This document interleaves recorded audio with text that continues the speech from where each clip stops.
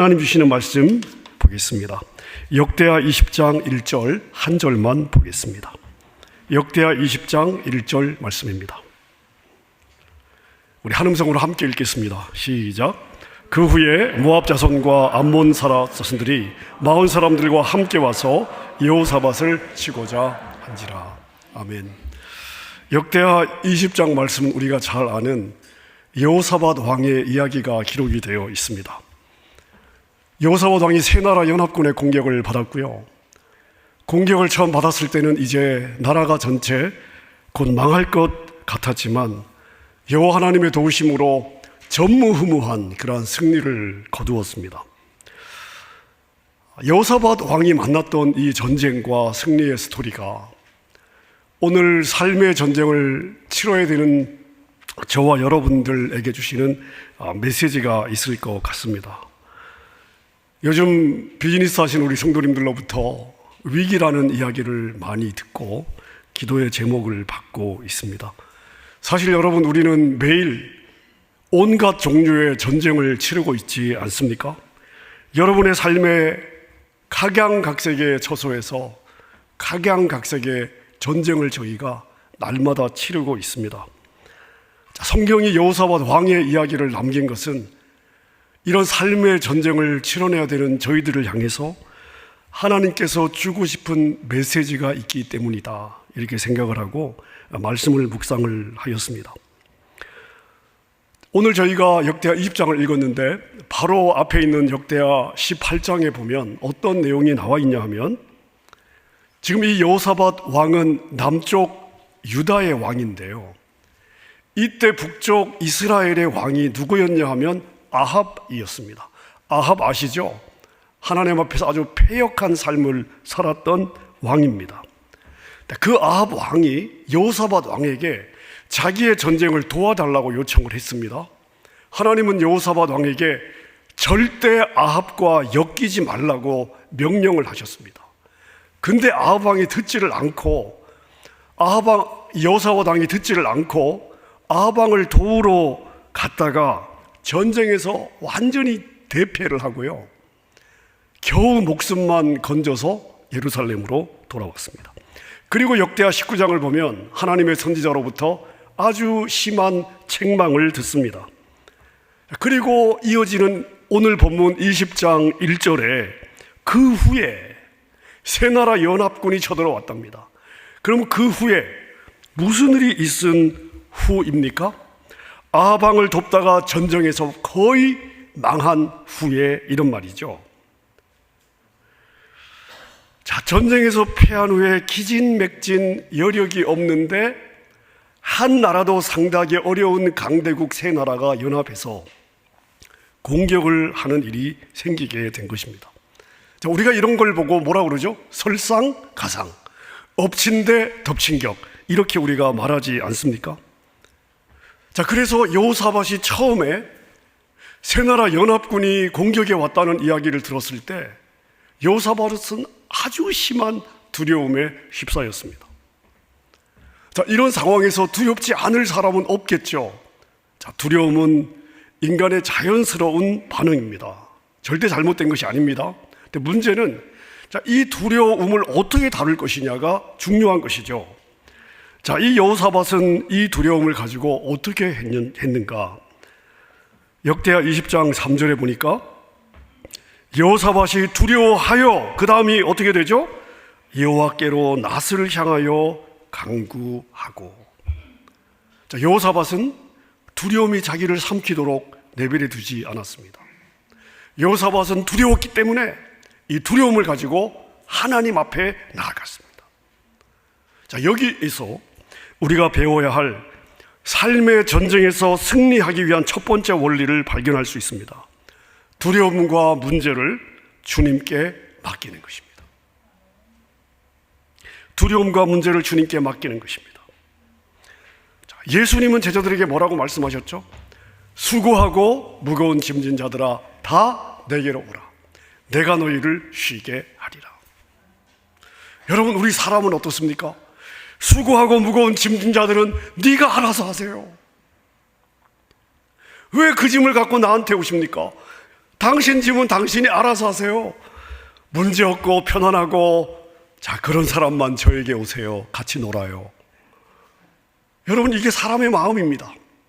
우리 주님은 그렇지 않아요. 우리 주님은 수고하고 무거운 짐진 자들아 다 내게로 오라. 내가 너희를 쉬게 하리라 약속해 주셨습니다.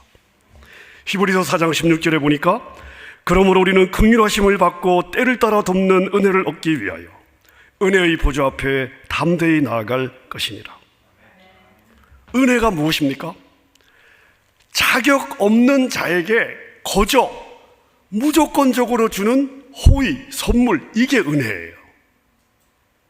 자, 근데 히브리서 기자가 우리에게 뭐라고 이야기를 하십니까? 여러분, 우리는요, 긍휼이 필요해요. 때를 따라 도움이 필요한 인생 아닙니까? 자, 근데 그런 은혜를 얻기 위해서 하나님의 보좌 앞에 나아가야 되는데, 그 하나님의 보좌는 어떤 보좌냐 하면 인생을 따지지 아니하시는, 자격을 따지지 아니하시는 은혜의 보좌라는 것입니다.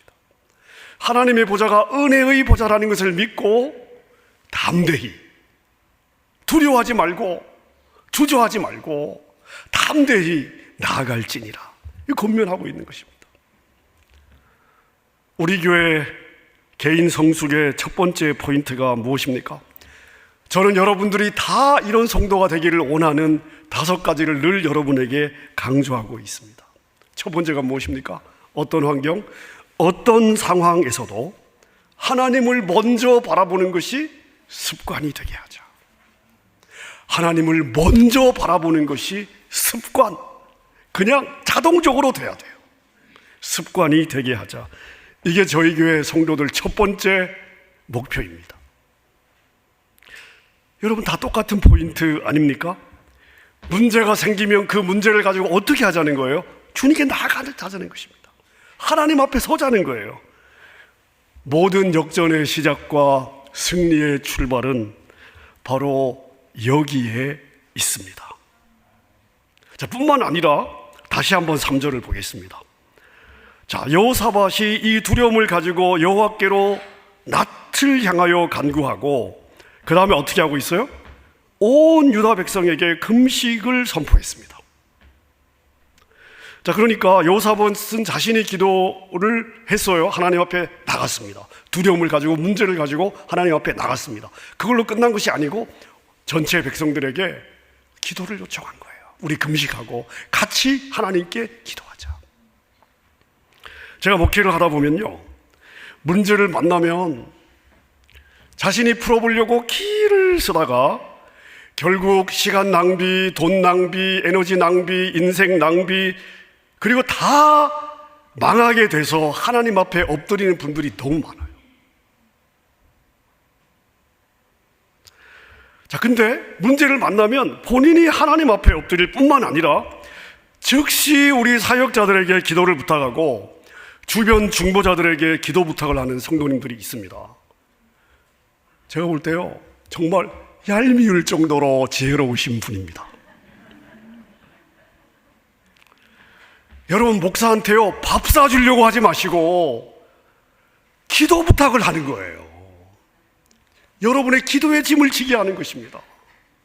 그게 지혜로운 성도예요. 여러분, 목사는요, 성도들이 기도 요청을 할 때 가장 마음이 즐거운 거예요. 지혜로운 성도가 되시기를 바랍니다. 저는 우리 성도님들이 정말 지혜로운 성도. 여러분, 망하고 왜 기도하냐고요? 초장에 기도를 해야지. 여러분, 오늘 보세요. 여호사밧 두려움에 빠지자마자 그 두려움이 자기를 삼키도록 내버려 두지 않고 하나님 앞에 딱 서잖아요. 그리고 자신만 하나님 앞에 설 뿐 아니라 백성들에게 금식을 선포하고 기도를 요청하잖아요. 이렇게 한번 생각해 보십시오. 자, 여러분이 트럼펫을 부는데, 여러분이 트럼펫을 불어도 자, 하나님 보좌 위에 올라가겠죠?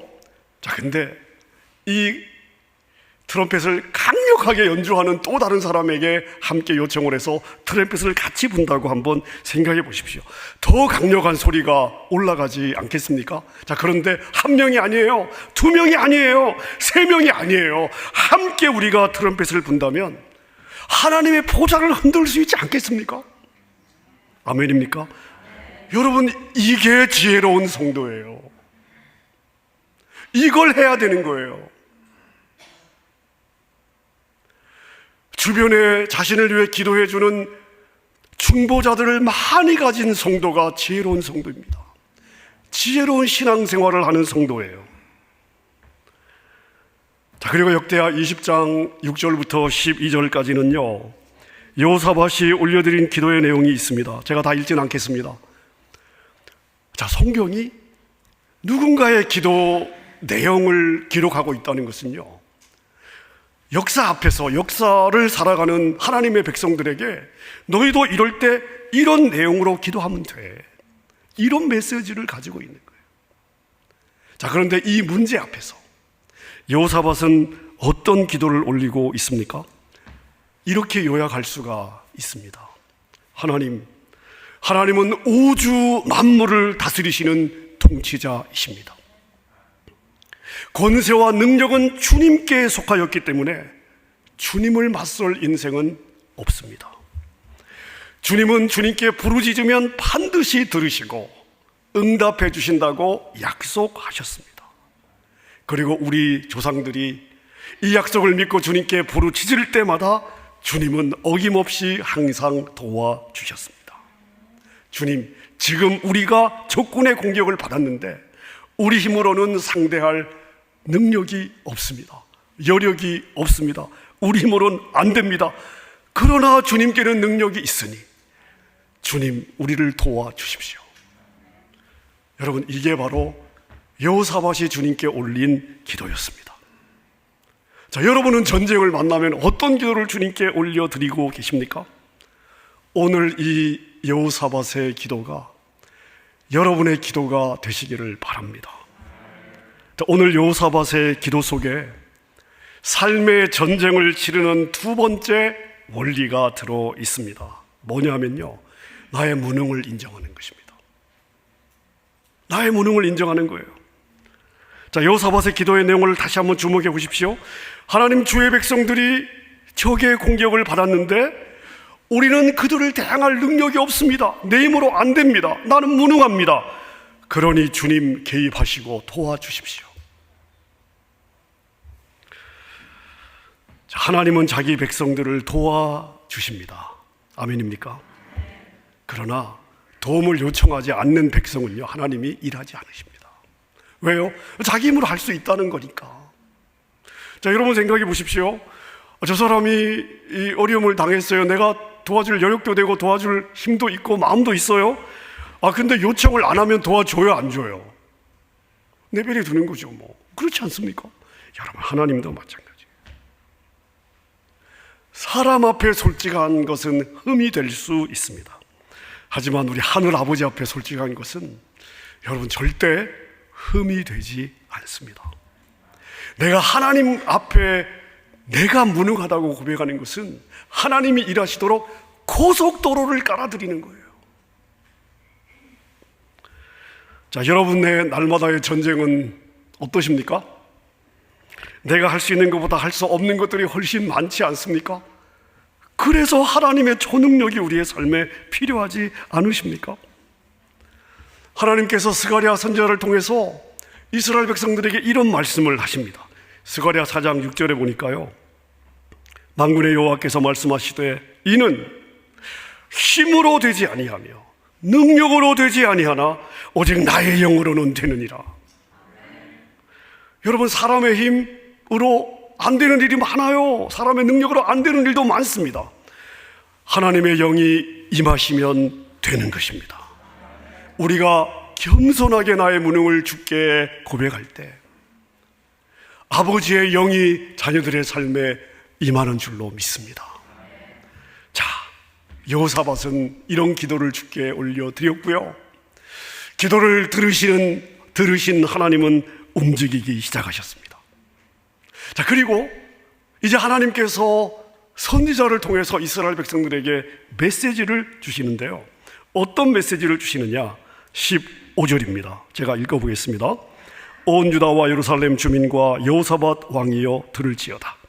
여호와께서 이같이 너희에게 말씀하시기를 너희는 이 큰 무리로 말미암아 두 두려워하거나 놀라지 말라. 이 전쟁은 너희에게 속한 것이 아니요 하나님께 속한 것이니라. 내일 너희는 그들에게로 내려가라. 그들이 시스고개로 올라올 때에 너희가 골짜기 어귀 여루엘 들 앞에서 그들을 만나겠거니와 이 전쟁에는 너희가 싸울 게 없나니 너희는 대열을 이루고 서서 너희와 함께한 여호와가 너희를 구원하는 것을 보라. 유다와 예루살렘아, 너희는 두려워하지 말며 놀라지 말고 내일 그들을 맞서 나가라. 여호와가 너희와 함께 하리라. 아멘. 여러분, 여기에 삶의 전쟁에 임하는 세 번째 원리가 있습니다. 주님께 맡겼으면요, 믿음 안에서 안식하는 거예요. 주님께 맡겼으면 믿음 안에서 안식하는 것입니다. 이것이 기도한 백성들에게 주시는 하나님의 권면이에요. 나에게 맡겼냐? 그러면 너희가 싸울 게 없다. 너희는 서서 보기만 해라. 여러분, 우리가 지치는 이유가 무엇입니까? 내 힘으로 싸우려고 하기 때문에 그런 거죠. 우리가 열정이 충만할 때는 모든 걸 다 할 수 있을 것 같습니다. 그래서 하나님, 제가요, 이것도 주님을 위해서 해드리고 저것도 주님을 위해서 해드리겠습니다. 근데 시간이 지나면서 우리는 고백이 좀 바뀌죠. 하나님, 제 힘으로 할 수 있는 것이 아무것도 없네요. 그냥 주님이 하세요. 주님이 저를 통해 일하셔야 되겠습니다. 이 고백이 바뀌는 거예요. 이것을 깨닫는 것입니다. 하나님이 우리 손에 있는 것이 아니고요, 우리가 하나님 손 안에 있는 것입니다. 그래서 하나님은 우리를 권면하지 않습니까?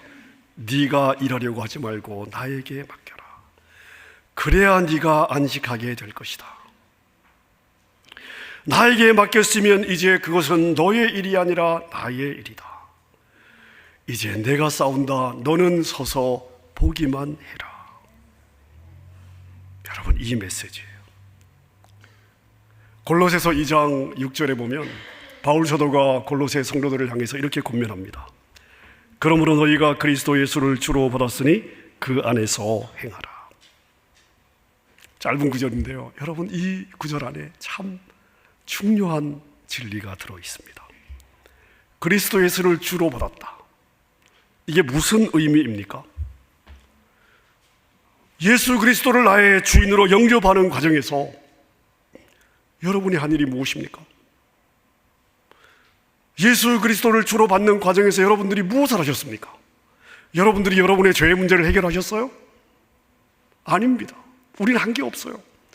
예수님이 육신의 몸을 이 땅에 오셨고요, 우리가 받아야 될 죄의 짐을 대신 져주셨고요, 우리가 받아야 될 고난을 그분이 대신 받아주셨고요, 우리가 치러야 될 나의 죽음의 자리에서 그분이 대신 죽어주셨어요. 우리가 한 일은 뭐냐면요, 주님, 그렇습니다. 주님이 다 하셨고요, 저는 주님이 나를 위해 그 일을 해주신 것을 저는 믿습니다. 아멘. 믿습니다. 우린 그냥 믿어준 것밖에 없어요. 우리가 그냥 믿을 때 예수 그리스도가 우리의 주인이 되어주신 거예요. 아멘입니까? 자, 그런데 여러분, 우리가 그렇게 하나님의 백성이 되어놓고 믿음만으로 주님이 다 하시고 믿음만으로 우리는 그걸 다 받았는데, 바울 사도의 권면은 뭐냐면요, 그 안에서 그 원리를 따라 행하라는 거예요. 실제 삶에서도 네가 끌어안지 마라. 내가 다 하는데 왜 네가 질 것도 아니고 지지도 못하면서 왜 그렇게 다 끌어안고 있냐. 너는 그냥 나한테 맡기고 안식하라는 거예요. 여러분, 제가 목회를 하면서도 예전에는요, 제가 모든 것을 다 책임지고 제가 다 하려고 했습니다. 개척하면서 5년 플랜, 10년 플랜, 20년 플랜 세우고요, 이때 되면 교회가 이런 모습, 이걸 해야 되고 플랜을 쫙 세우고 교회를 시작했습니다. 제가 미리 플랜 안 하는 건요, 제 은퇴 플랜만 안 했어요. 저는 그냥 70세에 끝나는 생명보험 하나 딱 들어놓고요, 집사람한테 내가 죽으면 교회 부담 주지 마라. 그리고 주님 앞에서는, 주님, 70세까지 제 몸을 불태우게 하시고 70세가 되면 저를 데려가십시오. 저는 그런 마음으로 시작을 했습니다. 자, 근데요, 시간이 지나면서 하나님이 저를 만지기 시작하셨습니다. 여러분, 제가 주님께 해드릴 게 없더라고요. 제가 주님께 뭘 해드리려고 하면요, 항상 트러블이 생겨요. 하나님은 제가 주님을 위해 뭘 해드리려고 발버둥 치는 걸 원하는 것이 아니라 제가 그냥 주님을 누리고 제가 누리는 주님을 성도들에게 보여주기를 원하시더라고요. 그러면서 제가 세웠던 플랜들을 조금씩 내려놓기 시작했습니다. 그러면서 제 마음에 무거운 짐들이 함께 좀 내려놔지더라고요. 정말 이전에 비하면 훨씬 더 많이 제 마음이 편안해지는 것 같습니다. 오늘 역대상 20장 17절 본문에서 하나님 뭐라고 말씀하세요? 이 전쟁에는 너희가 싸울 것이 없나니. 왜요? 바뀌었으니까. 너희는 대열을 이루고 서서 너희와 함께한 여호와가 너희를 구원하는 것을 봐라. 아멘입니까? 얼마나 안심이 되는 약속입니까? 자, 이 약속을 받은 여호사밧과 백성들이 그 다음에 어떻게 하고 있습니까? 자, 20절 21절입니다. 함께 읽습니다. 여호사밧이 서서 이르되 유다와 예루살렘 주민들아, 내 말을 들을지어다. 너희는 너희 하나님 여호와를 신뢰하라. 그리하면 견고히 서리라. 그의 선지자들을 신뢰하라. 그리하면 형통하리라 하고 백성과 더불어 의논하고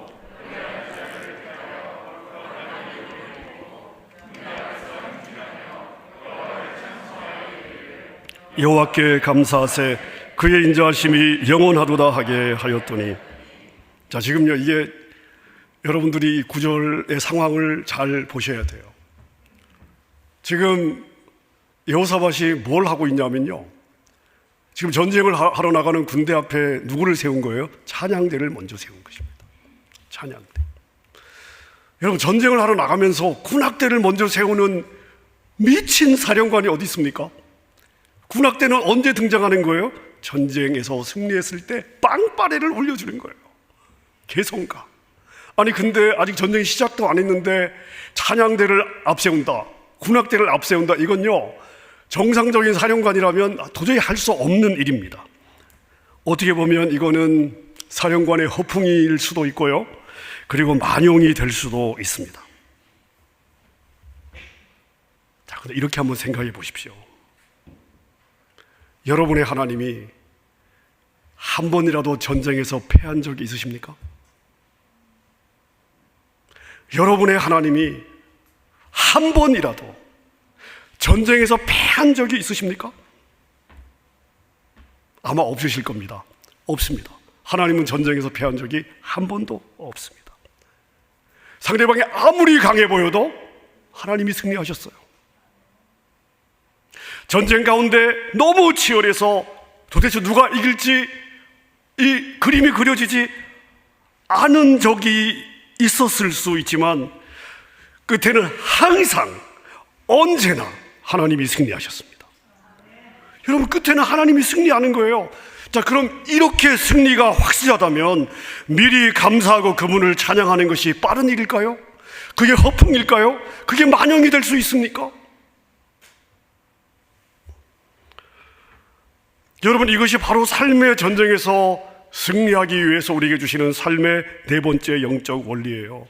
하나님께 미리 감사하고 찬양하는 거예요. 왜냐? 확실하니까.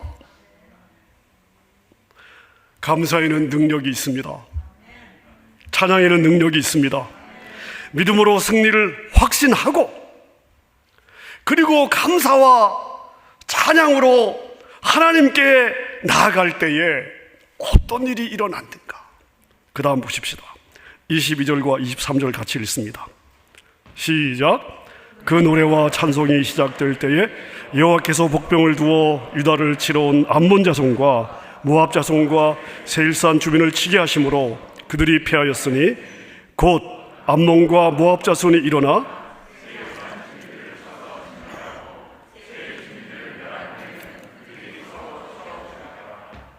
아멘. 여러분, 찬양과 감사와 찬양이 시작될 때 어떤 일이 일어났는지를 성경이 지금 기록을 하고 있습니다.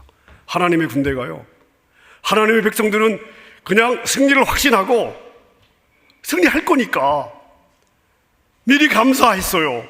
찬양했어요. 그 찬양이 시작될 때에, 여러분, 끝날 때가 아니에요. 그 노래와 찬송이 시작될 때에 천군 천사가 움직이기 시작했습니다. 하나님의 군대가 연합군을 공격하기 시작했습니다. 자, 하나님의 군대가 연합군을 공격하는데요, 하나님의 군대가 안 보이잖아요. 그 연합군은 보세요, 공격을 받는데 누가 공격을 하는지 감이 잡히질 않아요. 그러니까 어떻게 생각해요?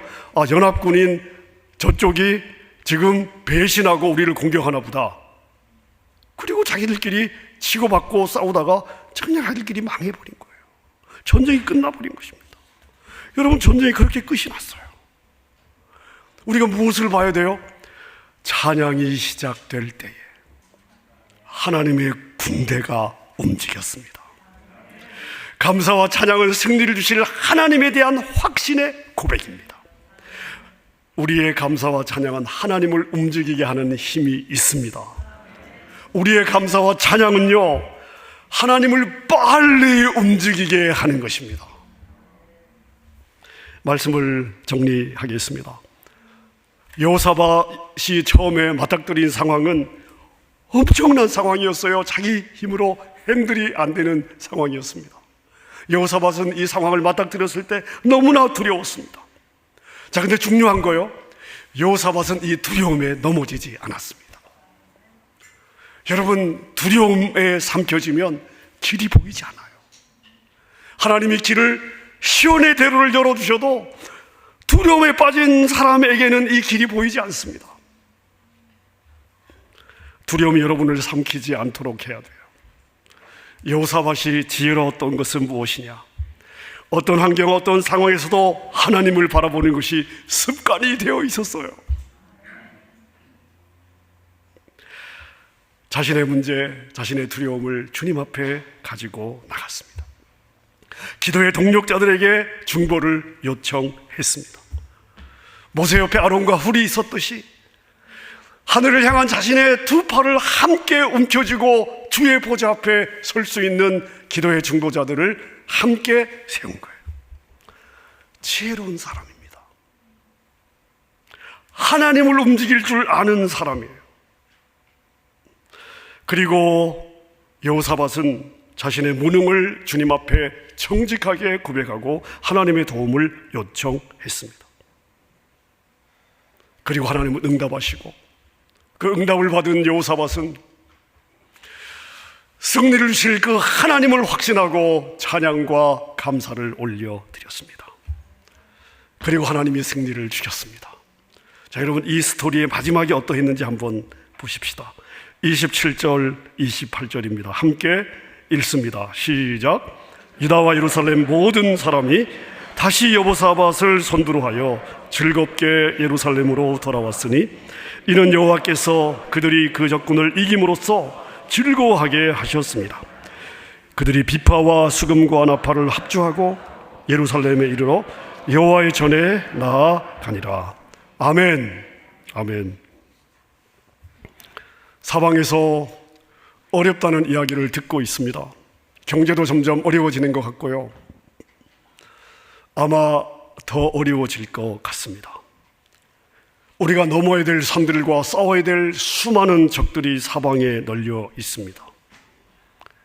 여러분, 가장 큰 원수는 여러분 자신이 될 수 있습니다. 여러분이 짐을 다 떠안는다면, 여러분이 해결하려고 한다면, 문제를 가지고 하나님 앞에 서지 않는다면, 두려움에 여러분이 삼켜져 버린다면 여러분의 가장 큰 원수는 여러분 자신이 되는 거예요. 여러분은 혼자가 아닙니다. 여러분에게는 하나님이 있습니다. 전능하신 하나님, 만물을 다스리시는 통치자 하나님, 부르짖으면 반드시 들으시고 일해주시는, 여러분을 사랑하시는, 이 세상에 사랑할 대상이 여러분밖에 없는 줄 알고 여러분이 한눈 팔면 질투하시기까지 여러분을 사랑하시는 그 하나님이 계십니다. 여러분, 그 하나님이 여러분의 편이에요. 하나님이 여호사밧과 백성들에게 이런 승리와 즐거움을 주셨듯이 여러분의 삶의 전쟁에서도 이러한 승리와 이러한 전쟁을 반드시 주시리라 믿습니다. 이 하나님과 함께 동행하는 여러분의 삶이 되시기를 주님의 이름으로 축원합니다. 함께 우리 찬양하겠습니다. 하나님, 한 번도 나를 실망시킨 적이 없습니다. 지나온 모든 세월들을 돌아보면 주님의 손길이 미치지 않은 것이 없어요. 저와 여러분들의 고백 아닙니까? 우리 이 고백 주님 앞에 올려드리도록 하겠습니다.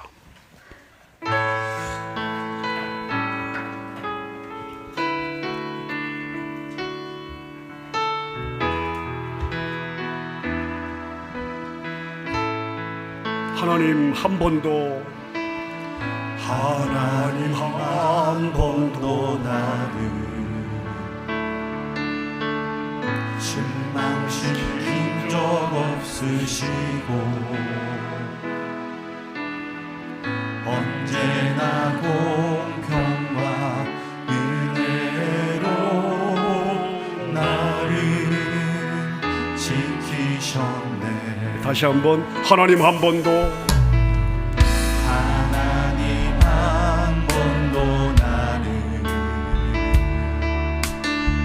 실망시킨 적 없으시고 아멘이시죠.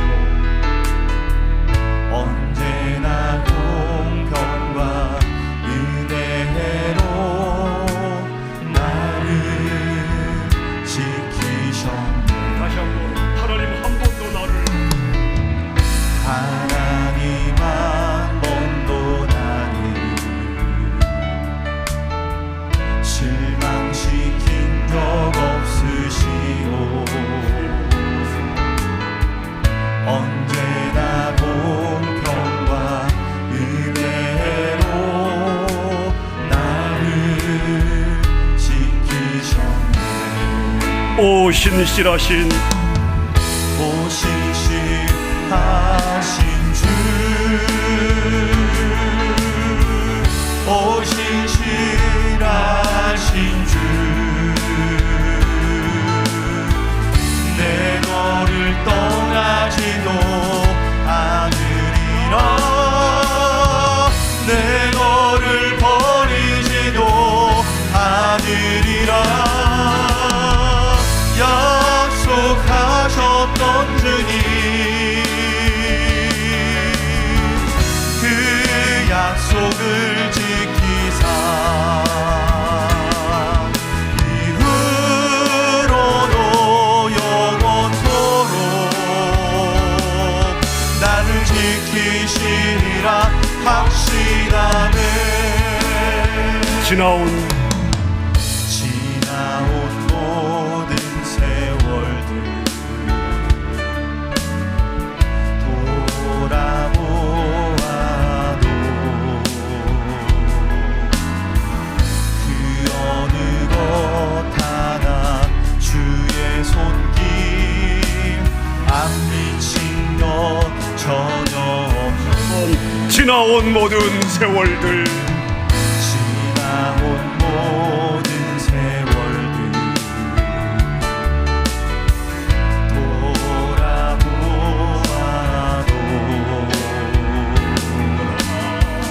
그 어느 것 하나 주의 손길 안 미친 것 전혀 아멘. 오 신실하신 오 신실하신 주,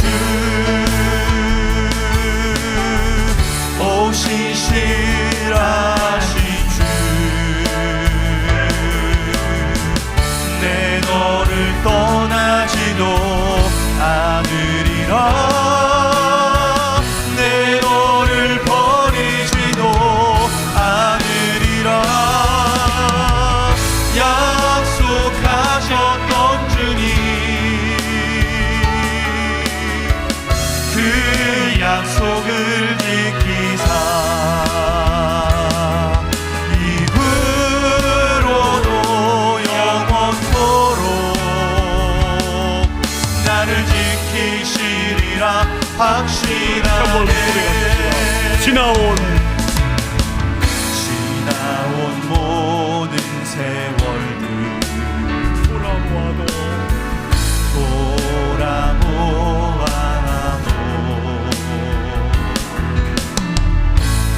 어느 것 하나 주의 손길 안 미친 것 전혀 없네. 다시 한번 지나온 모든 세월들 지나온 모든 세월들 돌아보아도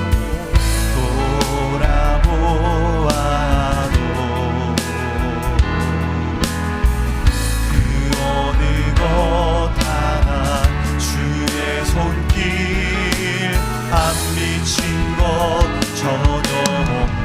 그렇습니다. 오 신실하신 오 신실하신 주, 오 신실하신 주,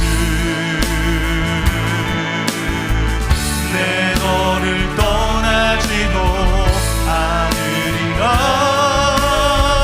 내 너를 버리지도 않으리라. 약속하셨던 주님, 그 약속을 지키사 이후로도 영원토록 나를 지키시리라 확신하네. 다시 한번 오 신실하신 오 신실하신